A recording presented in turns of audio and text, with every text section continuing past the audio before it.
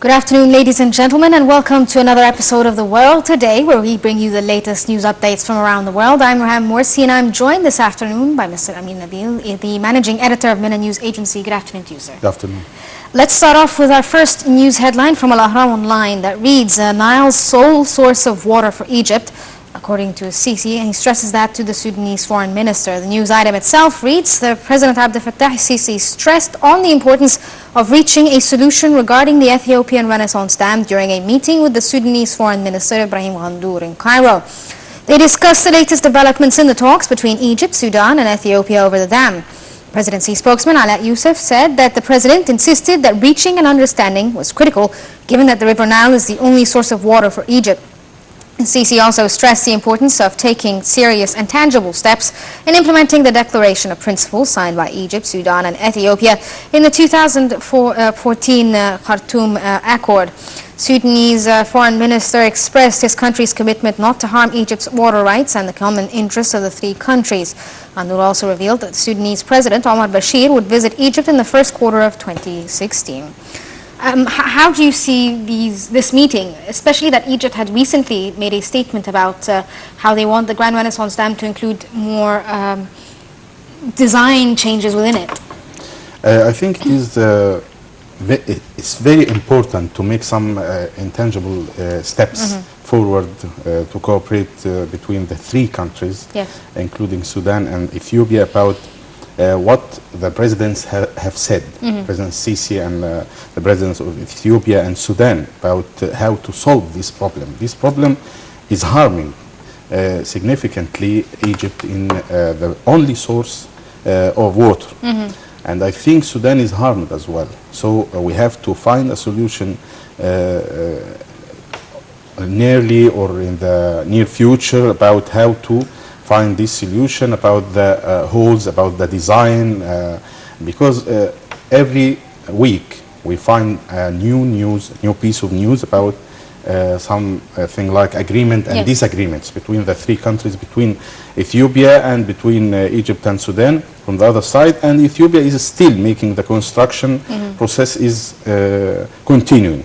And we know that during this year, 2016, the first phase of this Renaissance Dam will be open and will have the new impact on and use of the electricity for Ethiopia to make the new phase of this Renaissance. It's harming Egypt. Yes. We have to say that. So we have to find a very quick solution between the three presidents and between the three countries, not only from the negotiations, but about making this case internationally, as we have said before. We have to make this solution very near. But the thing is, with Ethiopia, they seem to be backpedaling every now and then. Like, for instance, they had agreed with Egypt to make some corrective designs within the dam itself to ensure that there's more water flowing through the dam. But then there are a lot of news reports that are stating that Ethiopia has decided not to do that. This is a problem that has been occurring for however long the negotiations have been taking place. They would agree on something and then Ethiopia would take it back and say, no, we're not going to do that. It is a problem, yes. And we have to negotiate more and more, but we have to find another way to work through. We have to find some kind of the international arbitration entity or something like that. Arbitration, and we have to find some mediation. We can say we don't want to make the case militarily, or we have not to make a military solution. I think this case have taken more than its right and more than its real size, because I think Ethiopia is a very poor country, like we know all. But still, this case make it very famous worldwide now, and all the Egyptians are interested in Ethiopian affairs, and we know a lot of news about Ethiopia and how this project is only the project we speak about Ethiopia, we talk about it. So we have to find very quick solution. Egypt is bigger than this case, but we have to find a quick solution. But shouldn't Egypt also be looking at other forms or sources of water, for instance, like desalination, like how the Gulf has done their way of water? Is the Egyptian government looking into other sources of water as well? This is, I think, it is very costly solution for some country like Egypt. In the Gulf, they are very rich states, and Egypt have less sources of such kind of budget. So we have to find some new ways, but not to be costly like that. And the Nile, we have to confess that this is the only source of our water, and we have not to make it just an alternative source. It is the main source, and will be that. It is for the thousands of years for Egypt and for all these states. I think there is some political reasons and political parties coming from all over the world to impact and to have some effect on this case on Ethiopia. We can talk about Israel, we can talk about the United States and European parties to make some impact over this case, over Egyptian, over Sudanese and something like that, and make all these states busy, very busy about this issue. I think it is a very important issue, and we have to find very quick solution about it. Okay, let's move on to the next news item from the Daily News of Egypt that reads: Constitutional Law Professor Abdel Al named Egypt's Parliament Speaker. The Constitutional Law Professor Ali Abdel Al was elected as Egypt's Parliament Speaker late on Sunday's procedural session, which saw the legislators convene for the first time in more than 3 years after MPs swore the constitutional oath. The 68-year-old is an Ain Shams University Constitutional Law Emeritus professor who won a seat in the Upper Egyptian Governorate as part of the pro-Egyptian state coalition, which at the time was named for the Love of Egypt party list. Abdel also belongs to the Support Egypt parliamentary bloc, defeated 6 MPs, including independent Tawfiq Okasha and Kamal Ahmad. The election of a speaker was decided for the first time in the absence of a powerful ruling party. How do you see the choice of this? It seems that it is more of a collaborative effort by a certain bloc. Is that correct? Very correct, yes. It is. We can say that when Dr. Ali Abdel Al has got more than 400 seats or 400 votes for himself from around 600 of the all parliamentary seats and votes, we can say that it is everything was arranged before this session between the main blocks of the parties, and some fears about this arrangement, because a lot of people, when we watched the TV yesterday about what had happened in this first session, the world has followed this one, and I think it is 13 a session continue for 13 hours is very long about that, and only to make the name of or to name the Speaker of the Parliament, it takes something like 8 hours or so, something rare, I think, about the history of the Parliament.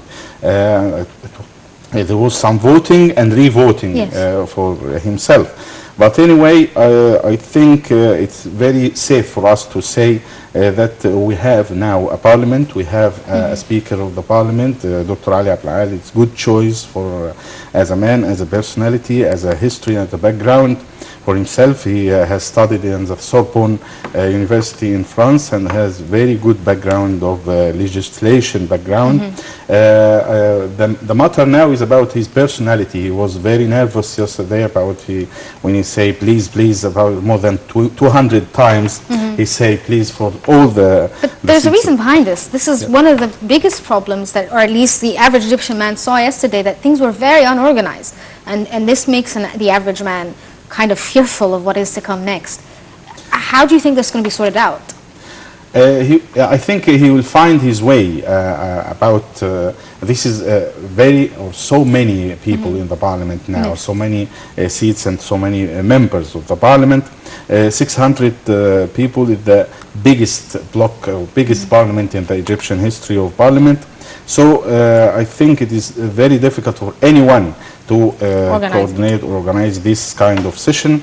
But after the first session, it was nervous one. It was some people were angry, some people were making something like TV show. He thought that he's in a TV show and we have to make, I'm here and I can say my voice and all the world is will be interested in me. So after all of this, it will be something like a rest and quiet time to find who is right, who is wrong, and we have now about the future. The matter now is about the future of Egypt and the future of the roadmap. So after this TV show, I think the matter will be already after some time. What is the first or the most pressing matter that you think the Parliament must tackle or will tackle within the next coming weeks? Actually, it is a lot of issues we can, this Parliament has to be or have to be very interested about. Something like the issue of the economy, the Egyptian economy. It is a lot of legislation, a lot of laws we have to find from this Parliament to make the poor people, they are the main block of the Egyptian people. More than, I think, more than 50% of the Egyptian people are very poor or under the poverty line or so on. So we have to find a lot of laws to help those people. And again, about the social rights and the political environment of Egypt, we need a lot of that, like the health of the people, about the education. So a lot of laws, we are waiting for this from the Parliament.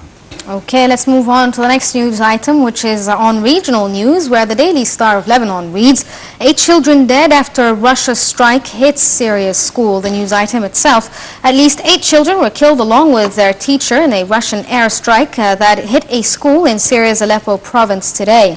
The Syrian Observatory for Human Rights said that a strike in the town of Anjara also injured at least 20 people, all of them children and teachers.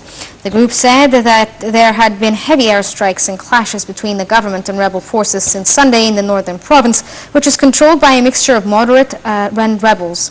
The Britain-based Monitor also reported that 3 children were killed by a rebel rocket fire on the government-held district of Aleppo city.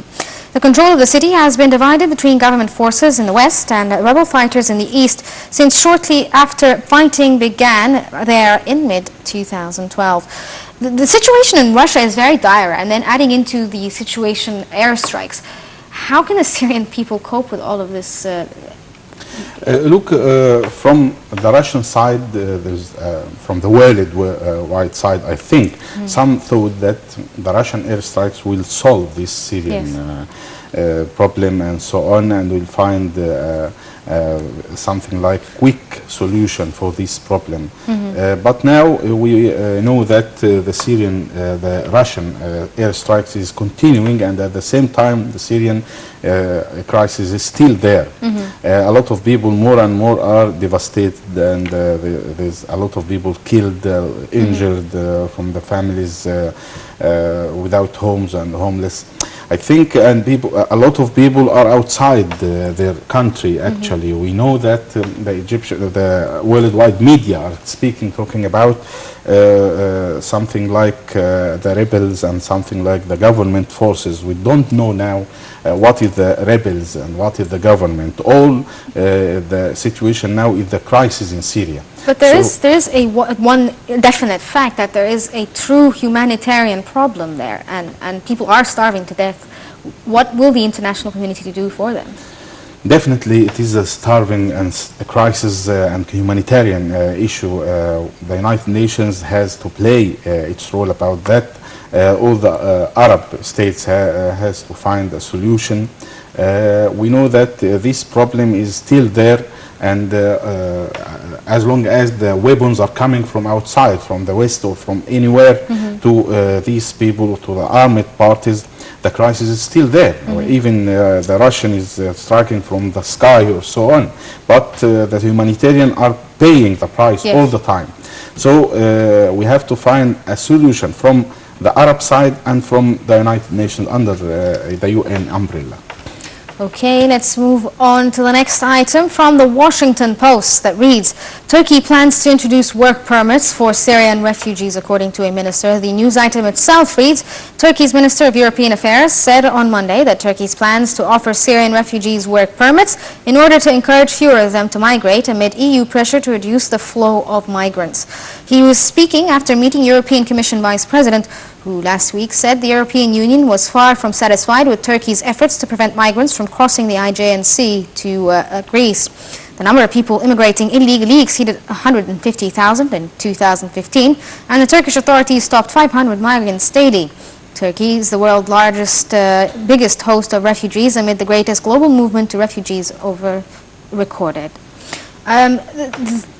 This is basically like they're landlocking the Syrians, and yet they're not doing much to help the Syrians in Syria. The Europeans don't want them. Lebanon is already completely booked with Syrians. They can't even go into Turkey anymore without a work permit. What are they to do? Turkey, I think, is very responsible about a part of very big part of this problem, because it is neighboring to Syria. So the refugees are coming across between Syria and Turkey all the time. And before the war is coming, there was something like commercial and something like roads and relations all the time, and working people. A lot of Syrians are working in Turkey. Now they are talking about the work permits, and it is good step, and I think there is very good and strong relations between the two states. So they have to be like that all the time. But Turkey is looking for something like the problem not only for Turkey, it is for all the world. It doesn't have to solve this problem only Turkey for that. So the problem of the refugees is for the whole world, but Turkey has its own part of this. But essentially, Turkey is responsible for a lot of the grief and humanitarian problems that Syria is facing from the very beginning, when they first didn't want troops coming in through their border to the Kurdish, or weaponry going to the Kurdish side, for instance, to tackle Daesh, and they're still buying Daesh oil and so forth. Why aren't they taking responsibility for their actions? I think the situation, all the crossing across the borders between the two states are very complicated, because a lot of parties are playing its roles for Daesh and for the weapons coming across the borders, and for the refugees movement all the time from Turkey to Europe, we can say, from Turkey to between Turkey and Iraq and Syria. All these places are very dangerous for the whole, and very sensitive places for the whole situation. But Turkey again has to pay its price, and has to, because it is from the first time, from the beginning, like you said, has made very strong impact about what's happening, and thought that at that time it will be impact for its interest, for the Turkish interest, if they helped Daesh or helped those or all these borders again against Syria or against Iraq. But all the area are paying the price now. Okay, let's move on to the next item from the Gulf Today that reads, China urges calm between Saudi Arabia and Iran. The news item itself reads, China's government said that a Chinese diplomat urged calm and restraint between Saudi Arabia and Iran during a visit to both countries last week. Saudi Arabia cut off diplomatic ties with Iran earlier this month after angry protests ransacked and set fire to the Saudi embassy in Tehran over the execution of the Shiite cleric Nimr al-Nimr. Chinese Vice Foreign Minister Zhang Ming met last week with senior Saudi and Iranian officials during a two-day visit to each country. China's Ministry of Foreign Affairs said in a separate statement on its official website. In Saudi Arabia, he expressed his hope for calm and restraint and all relevant parties, a resolution of differences through dialogue, and joint efforts to push the situation towards the end. This is a major crisis, because these are two major regional powers that are in severe problem right now, and they have diplomatic ties being cut off. What does this mean for the region, and what does this mean for the international community as well? I think this crisis between Saudi Arabia and Iran will have its time and go away and will be easy between the two countries because they are the one of the two of the main blocs of the Middle East.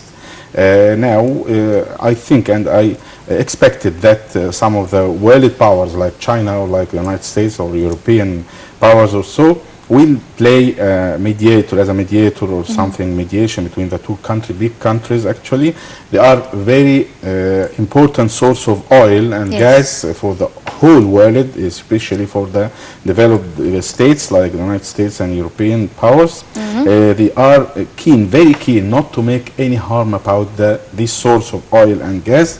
Energy for these two, but they need to make some impact over these two blocks.